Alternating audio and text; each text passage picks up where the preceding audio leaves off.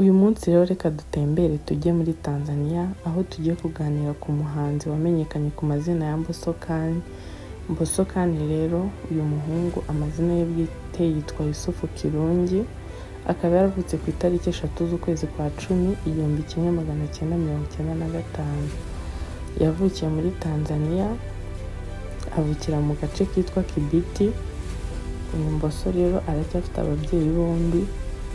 Amashuri yize kugeza ubu ngubu yize amashuri abanza n'ayisumbuye gusa.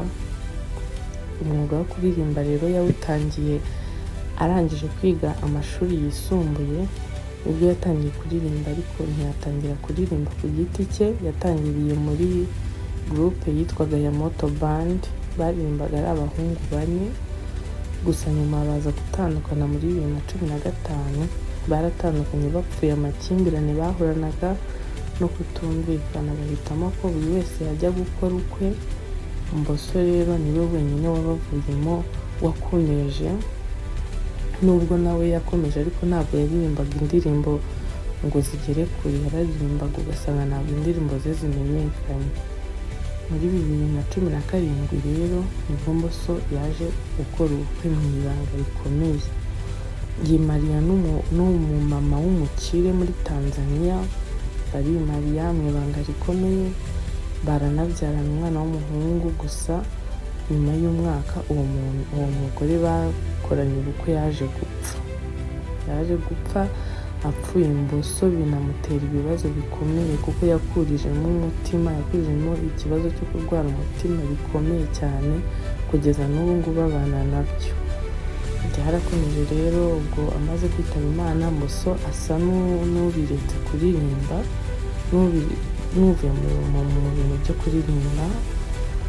Noneho twa turirimbo yakoze wenyine, yakoze ari wenyine atandukanye na bande ye, nibwo Diamond Platnumz, boss wa label ya Wasafi, yaje kumva, yumva akaririmbo ka Mbosso, yumva ni umuntu ufite impano, aramwaprocinga, bavuganye. Mbosso yemera kuza muri label ya Wasafi, ariko aza badasinya amasezerano, aza ari nko mu igerageza. Yagiye muri label ya Wasafi rero 2018, arangije ubwo yahise akora indirimbo umva ikora amateka. Yahise akora indirimbo yitwa Hodari, umva indirimbo itimukura ku rwego rumwe mushyira ku rundi, abantu baramumenya, indirimbo irakundwa. Iyo ndirimbo ni nayo yatumye asinya amasezerano muri Wasafi.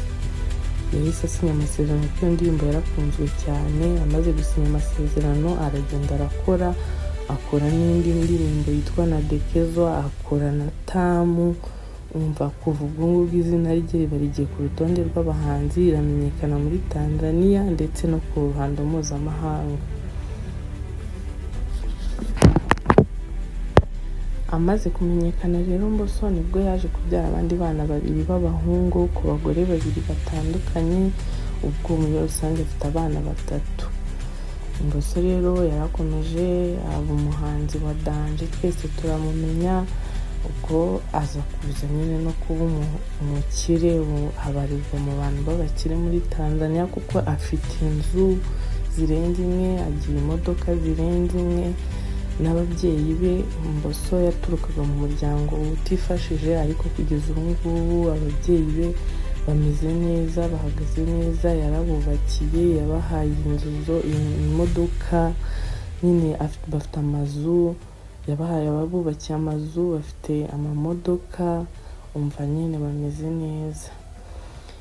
Reka rero dusoreze ahangaha amateka ya Mbosso. Ndabashimiye ko mwankurikiye, mukore share, mukore subscribe, munatere comment, mumbwire abandi bahanzi twazavugaho ubutaha, nzababwira amateka yabo. Murakoze.